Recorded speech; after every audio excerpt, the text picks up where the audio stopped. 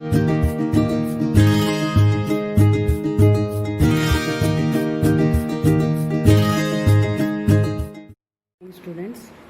so in this class, let us discuss about the first law of thermodynamics. நீங்கள் ஏற்கனவே 10th படிச்சிருப்பீங்க. First law of thermodynamicsக்கு இன்னொரு name the law of conservation of energy. What is law of conservation of energy? Just you recall that. What it says, the total energy of the universe is constant, whereas energy of one form can be converted into another form.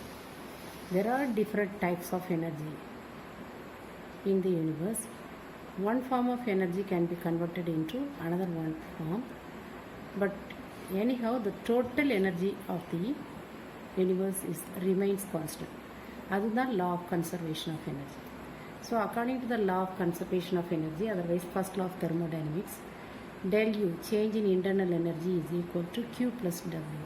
Q is the quantity of heat, W is the work, heat supplied to the system, Q ஏன்னா பாசிட்டிவ்ல இருக்குது. அதே மாதிரி W plus சைனில் தான் இருக்குது. So the work is done on the system. இது first law of thermodynamics, otherwise the law of conservation of energy. இன்னும் சில statements நம்ம வந்து ஃபர்ஸ்ட் law of thermodynamicsக்கு டெஃபினேஷனாக கொடுக்கலாம். அப்போ அதெல்லாம் என்ன அப்படின்னு ஒன் பை ஒன் பார்ப்போம். இன்னொரு ஸ்டேட்மெண்ட் என்ன கொடுக்கலாம் அப்படின்னா, வெனவர் ஒரு particular energy, for example electrical energy is certain amount of electrical energy in the universe disappear ஆனதுன்னா, the equal amount of another type of energy is appear. அதுதான் அதோட meaning. அப்போ அதுக்கு என்ன கொடுக்கலாம் அப்படின்னா, whenever the energy of a particular, நான் இப்போ சொன்னது உங்களுக்கு ஒரு எக்ஸாம்பிளுக்கு சொன்னேன். அதாவது இந்த எலக்ட்ரிக்கல் எனர்ஜி இஸ் டிஸப்பியர் ஆனது அப்படின்னா, இன்னும் the same amount of energy of another one type will be appears in the universe அப்படின்னு சொன்னேன். அதை தான் இங்கே கொடுத்துருக்காங்க. whenever the energy of a particular type disappears, the equivalent amount of energy of another one type must be appeared. அப்போ தான் நமக்கு என்ன ஆகும், the total energy of the universe is what remains constant according to the law of conservation of energy. அதுக்கடுத்து the total energy of the system and the surrounding remains constant. இது நமக்கு conservation of எனர்ஜிலேருந்து எடுத்த definition தான். இதெல்லாம் definition, each one is what, that is the statement means definition for the first law of thermodynamics.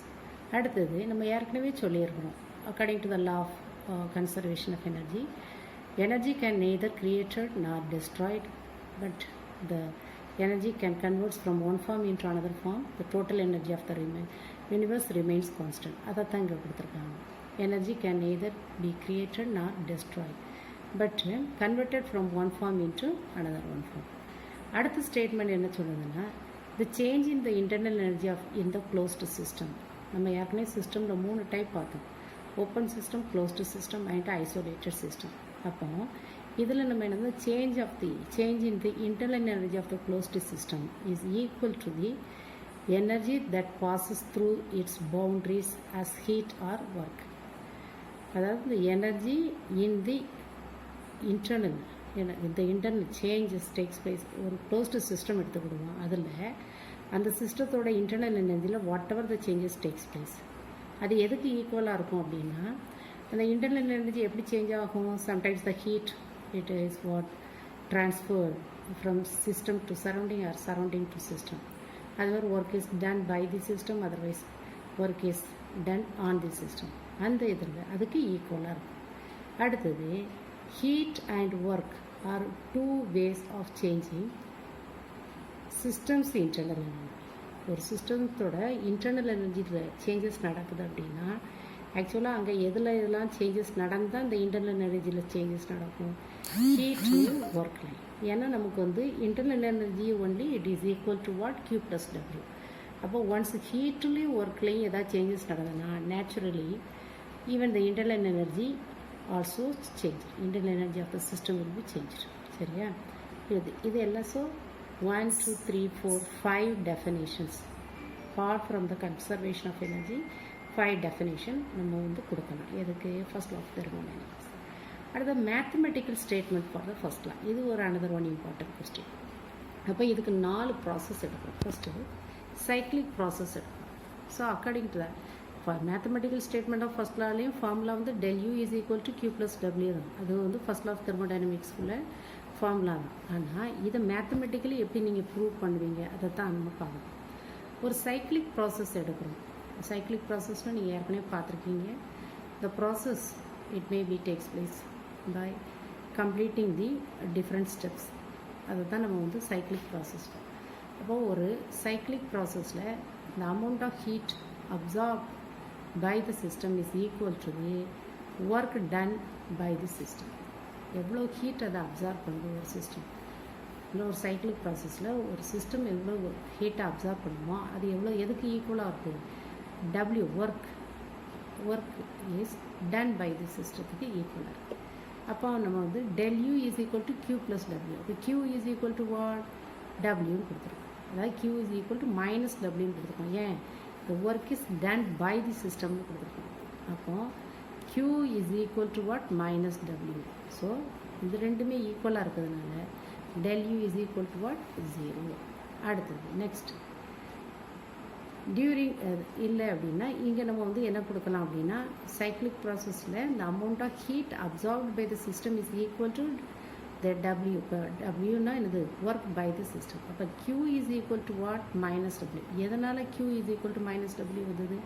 Because இங்கே நல்ல ஃபார்மில் பாருங்கள், del u is equal to q plus W. அப்போ del u வந்து is equal to 0. அப்போ in a cyclic process we know very well, in a cyclic process the change in the internal energy is equal to 0. அதனால் q is equal to minus w மாட்டோம். அப்போ இது ஒரு mathematical prove of the first law of thermodynamics. சரியா? அடுத்தது during an isochoric அப்படின்னா volume. ஐசோகோரிக்னா வால்யூமில் ஒரு சேஞ்சஸ் நடக்காது. Volume remains constant during the process. அதுக்கு தான் during an isochoric process the amount of heat supplied to the system is converted to its internal energy.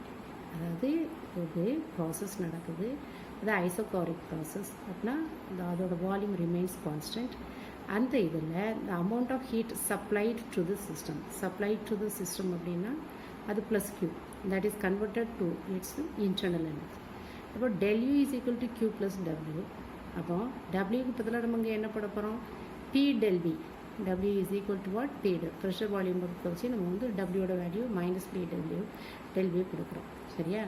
So del u is equal to q minus p del v கொடுக்குறோம். ஆனால் del vயோட value எவ்வளவு? 0. சரியா? அப்போ நமக்கு del vயோட value 0 அப்படின்னா del v into v. So 0 into v 0 தான். அப்போ what is that answer? Maybe del u, change in internal energy, is equal to the quantity of heat supplied to the system. இங்கே p into del v இங்கே இது ஒர்க்குக்கு பதிலாக தான் minus p del v போட்டோம். மைனஸ் p del vனா so pressure volume work வச்சு அதோட வேல்யூ போட்டோம். அதில் del v is equal to 0. So the total p into del v is equal to 0 ஆகும். So del u is equal to q at constant volume. q இங்கே சப்ஸ்கிரிப்டில் போடணும் v. அடுத்தது third one, in an adiabatic process